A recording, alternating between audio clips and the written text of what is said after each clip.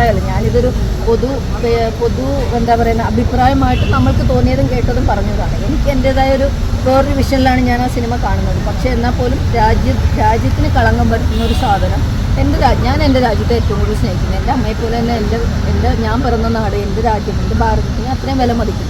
അതില്ലാതായാലും നമ്മൾ രാജ്യദ്രോഹിയാവൂലേ? അപ്പോൾ എൻ്റെ രാജ്യത്തെ ഞാൻ സ്നേഹിക്കുമ്പോൾ എൻ്റെ രാജ്യത്തിന് കളങ്കം വരുന്ന കാര്യങ്ങൾ ഹിസ്റ്ററി വളച്ചൊടിച്ച ഒരു സിനിമ അല്ല. സിനിമയിൽ എന്ത് ഹിസ്റ്ററി പറയാതെ ഈ സിനിമയിൽ എന്ത് ചെയ്തിരുന്നാലും ഒരു പ്രശ്നമില്ലായിരുന്നു.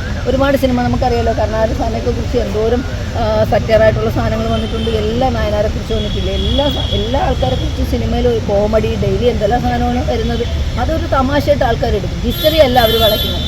ഒരു ചില സാധനങ്ങളല്ലാതെ പറയും. ഇത് വളരെ സെൻസിറ്റീവായിട്ടുള്ളൊരു സാധനം എടുത്ത് കലാപത്തിന് കൊടി വീണ്ടും ഉയർത്തുന്ന രീതിയിൽ പറഞ്ഞപ്പോൾ ഏറ്റവും കൂടുതൽ പ്രയോജനം വന്നതും ഗുജറാത്ത് കലാപത്തിൽ ഇരയാക്കപ്പെട്ട ആളുകൾക്ക് തന്നെയാണ്. കാരണം ഇത് വീണ്ടും ലോകം മുഴുവൻ ചർച്ച ചെയ്യുകയും ഗോദ്ര സംഭവം എന്തായിരുന്നു എന്നും അതിലെന്താണ് നടന്നതെന്നും പിന്നീടുണ്ടായ ഗുജറാത്ത് കലാപത്തെക്കുറിച്ചും നന്നായിട്ട് ആളുകൾ, ചെറിയ മക്കൾ പോലും ചോദിച്ചു തുടങ്ങി എന്താണ് അമ്മ ഗുജറാത്ത് കലാപം, അല്ലെങ്കിൽ എന്താണ് അത് പഠിക്കാൻ കുട്ടികൾക്ക് മനസ്സിലായി. അങ്ങനെ ഒരു അവസരം എമ്പുരാൻ കൊടുത്തു, തമ്പുരാനെ.